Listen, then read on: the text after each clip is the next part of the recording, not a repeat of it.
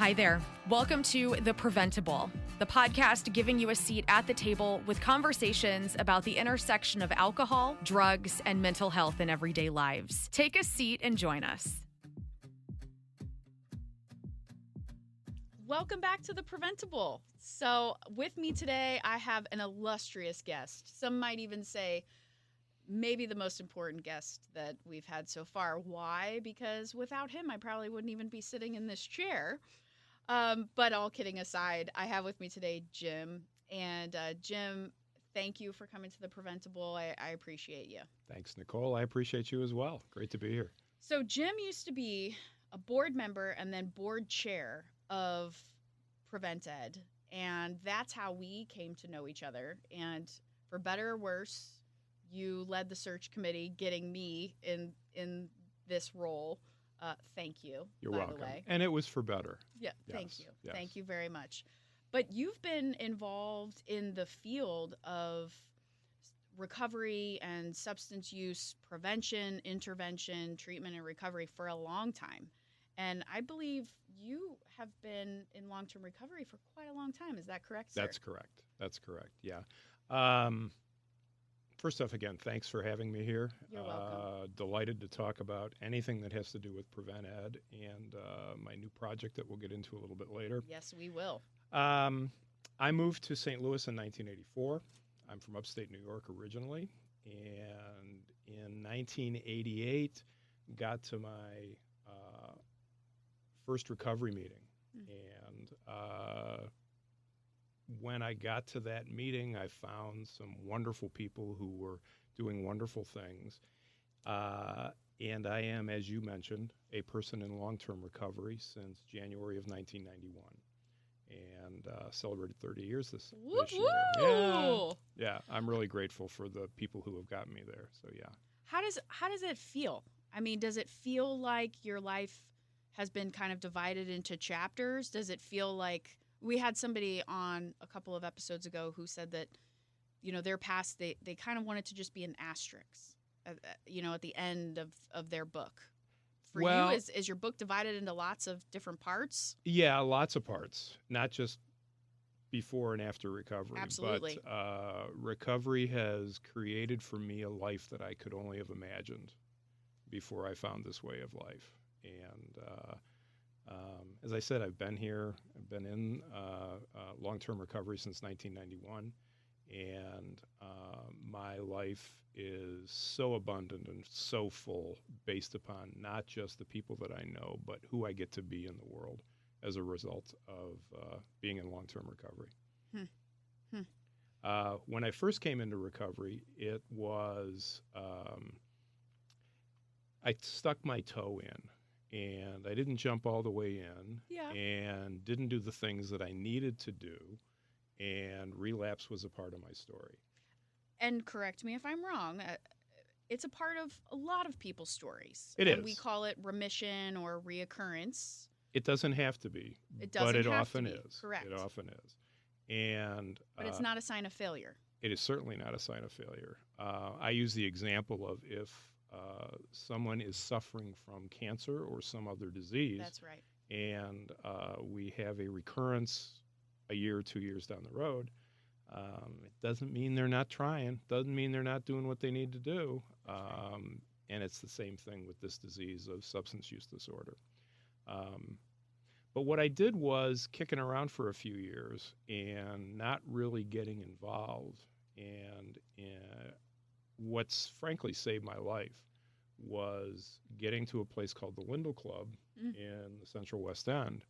Which has a storied history. Like you walk into that building and it's like it like screams like cool things have happened here. Like, and there's a lot of history here. There's a lot of history, both infamous and let's just say other ways of describing it. Right. It like reeks of history. It or does. Maybe cigarette smoke. I'm not sure. Well, the paint jobs have helped that. But yeah, it's what happened there was a Monday night. I walked into the club and had never been there before, and walked upstairs and found a bunch of guys who were enjoying themselves, who were loving life, who were messing with each other, who were just being guys having a great time.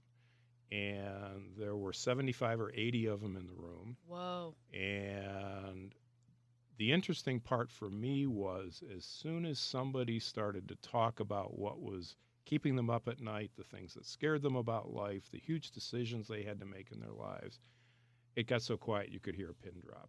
And these were all men? These were all men, yes. Which is a huge deal for a group of 75 to 80 men to talk about their feelings. Indeed. And to let out the stuff that that you just don't talk about the Cardinals and the Blues in that same frame. Right. But what was special about this group was not just because of what was going on there. It was what happened outside. It was the guys got together before the meetings. The guys, we had dinner afterwards in the restaurants around the Central West End.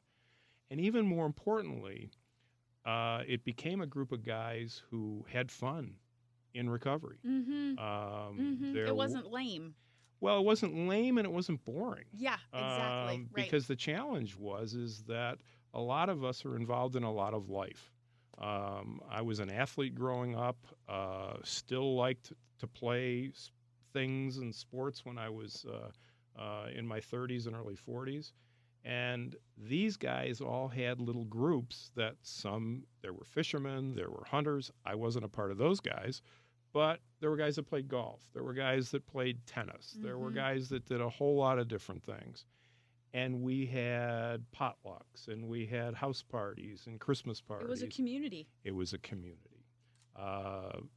We'd rent a suite at the Blues games. I remember one time we went to the Cardinal game.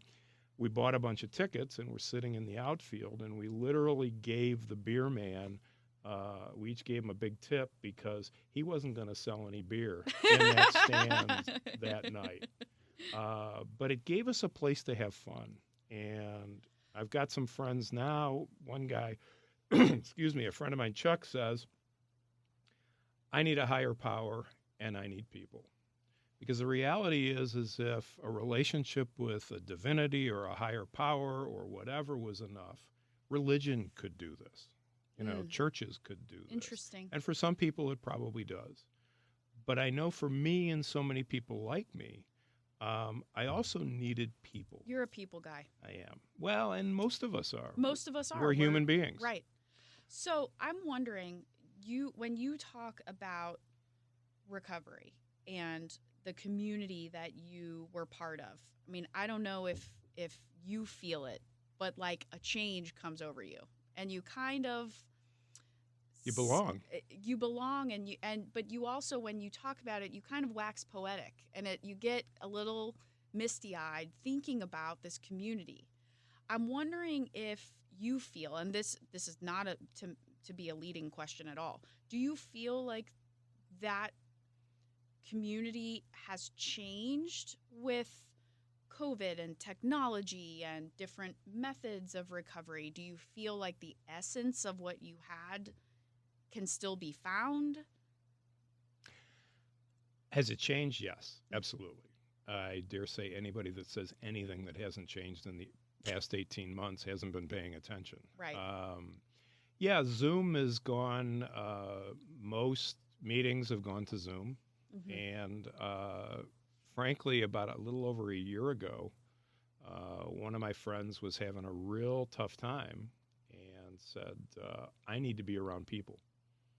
And that night, 10 of us showed up in his backyard. He wasn't doing well at all, but 10 of us showed up. And the next thing you know, we said, this is okay. Let's keep doing this. Now, remember, a year ago, we were under group mandates, and you couldn't have more than 10 people. Correct. Well, we were outside. We were, we stayed out through the winter. Yep. We bought little heaters and sat out in parks and found some places to go. Because the people. It's all about the people. It's all about seeing skin on. It's all about people and the interaction with those relationships. So another thing that happened during COVID, besides just the world like imploding, was you retired. I did. You were in the kind of Automotive business development. consulting. Yeah, thank you. Automotive consulting. I was going to say business development, kind of like going into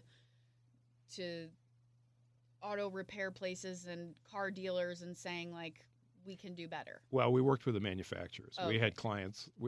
Sorry. The dealers weren't as happy with us as the manufacturers I see, were. I see, Yeah, I we were see. the eyes and ears of the manufacturers. Okay. Yeah. But you decided that it was time for you to be done. Yes, I did. But Yeah. because you're you, Jim, you couldn't be done.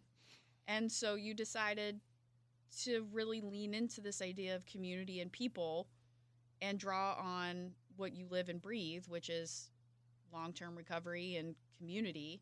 And so now you have this like new gig, and it's stlrecoveryfun.com. Yeah, it's so exciting. You and it's love so it. much fun. You're like obsessed with it, and I mean that in the best way. I am. Is it just because you get to play pickleball all the time? Well, there's a lot of that, and Okay, getting all right. people to play as well. But Yes. what I found was for about the last couple of years, I've been trying to imagine what's next. Uh-huh. And, COVID, as I like to say, put Miracle-Gro on everybody's transition ideas and transition programs. Word And up. That's true. My service is what lights me up. It always has, and it continues to. And so it was December of 2019. A friend of mine went down to Atlanta, north of Atlanta, and started a recovery community organization, an RCO. Mm-hmm. And he went down, I guess, about this time 2 years ago. In December, I had some time available, and I wanted to see what he was doing. And I went down and saw Bill and listened more about what he was doing. Because you're a curious person. Well, I became intrigued by it. It was really yeah. neat. Mm-hmm. And frankly, NCADA, Prevent+Ed, is very similar to what an RCO is, in my view. It's a community outreach. And the other thing is my wife, Nancy, was executive director of Delta Center for Independent Living. So there's a model within the state of Missouri for independent living, RCOs, that type of thing. She is definitely your better half. Oh, I married up. Yes, I you did marry up. Mm-hmm. Yes, I did. But what intrigued me was I started hearing about peer support. I started hearing about certified peer specialists, and I had time in October. I wasn't doing a lot, and I got the 40 hours and certification and passed it and all that good stuff. And I'm thinking, this is kind of nice. Mm-hmm, Well, mm-hmm. the way my brain works is I start researching a little bit, and one blue line on the internet leads to another blue line. And at the time, our son and his wife were in Denver, and I've got loads of friends in Colorado, and came upon something called the Phoenix. ThePhoenix.org is an organization that was started by a guy by the name of Scott Stroud, who was an addict and found that for the first time in his life he was sober and clean, climbing mountains, rock climbing, riding bikes, doing things with people in recovery. And I loved the concept and looked at their website, and they are everywhere but in St. Louis. They have two beautiful facilities, one in Boston. They started the first one in Denver. The second one's in Boston. And I thought, we need to be here. So if you'll imagine back November, December of last year, not many people were in offices answering phones. Right. I guess it was in December I finally got a hold of some people and started to talk about Phoenix and how could we bring it here to St. Louis. So a very dear friend of mine, GV, put a website together for me. We wrote some pieces. I took the first two classes, Phoenix 101, and they have a branding course, which is all about why it's fun, enthusiastic, all that good stuff, safe, accessible. And it's wonderful. It's a wonderful program. And your goal is to get the Phoenix here. Yes, long term. Short term is to give people in recovery a place to meet people, a place to enjoy themselves, a place to get that their life's not over when they get sober. So if people go to stlrecoveryfund.com, they can sign up to be on this A on mailing a list. mailing list Yes. to find out about all of these fun things that are happening around Exactly. town that just so happen to not be pub crawls, Bingo. right? And it's pickleball, which I joke about because you love pickleball, I but do. it's hiking and We've got hikes, we've got pickleball, we've got, it's basically peer-led. mhm. So if somebody's got a few people that want to get together and do a hike, yoga studios, we're absolutely welcoming yoga studios. Phoenix itself is very aligned with CrossFit. Oh, right. The So boxes. in most, Yep. there's only the 2 facilities of Phoenix. They're in 22 markets around the United States. Those are all virtual markets, which means that they Oh. use CrossFit studios, they use yoga studios. The woman who I did my initial training with was out of Tampa, and she does stand-up paddleboard. Oh, So it's a cool. wonderful opportunity to get outside and play. So it's not necessarily place-based, but you're trying to bring the concept of Phoenix and if there is a place, mazel, but you're not that doesn't have to be your end goal, but you're trying to basically show people in St. Louis that you can have a really good time sober. Being clean and sober. Exactly. Absolutely. And it's not just for people in recovery. Totally. We like to say that it's for allies as well. Yes. So families are welcome. We've got Pregnant 399. people who just don't want to drink. Some people Exactly. that they just don't want to drink. We've Period. got 399 people on the mailing list now. If you sign up now, you could be number 400. Whoa. Yeah. There is no surprise or prize. Sound like but Ron Popeil. Yeah, there you go. The You food just dated dehydrator guy. yourself. Okay, yes, fine. But it's really about showing that the St. Louis recovery community will support something like this, because Phoenix right now is on a big growth plan. Mhm. They have, they're building one in Wichita. They're building one in Missoula. They're building one in Milwaukee, one in Chicago, Detroit, and then in New York. And it's typically family foundations Oh, who have a history of drug and alcohol abuse or are supportive of the cause, who fund these facilities. well, and I would argue that St. Louis is a prime market for this. I mean, especially with all of the breweries that we have in our backyard. The Sands Bar, we had Annie on to talk about Sands Bar a few episodes ago, and the Sands Bar event that we had here was the largest event to date. People are hungry or thirsty for it.